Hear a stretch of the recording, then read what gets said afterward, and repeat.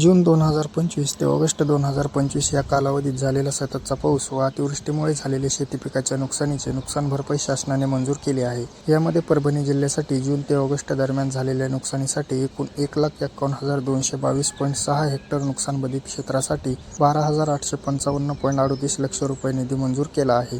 तर ऑगस्ट महिन्यातील पावसामुळे नुकसान झाले त्यासाठी सातारा जिल्ह्यात 21.60 हेक्टर क्षेत्र बाधित झाले, त्यासाठी 3.23 लक्ष, तर सांगली जिल्ह्यात 4,074.27 हेक्टर क्षेत्र बाधित झाले, त्यासाठी 745.38 लक्ष रुपये निधी मंजूर केला आहे. यासोबतच नांदेडमधील 6,48,533.21 हेक्टर क्षेत्र नुकसानग्रस्त झाले, त्यासाठी 55,348.62 लक्ष रुपये निधी मंजूर केला आहे. जिल्हा प्रशासन पंचनामे करून जसजसा अहवाल शासनाला पाठवेल तसं आपल्या जिल्ह्यांनाही नुकसान भरपाई मिळेल. सविस्तर व्हिडिओ चॅनलवर आहे किंवा येथे रिलेटेड व्हिडिओमध्ये क्लिक करून आपण पूर्ण व्हिडिओ पाहू शकता.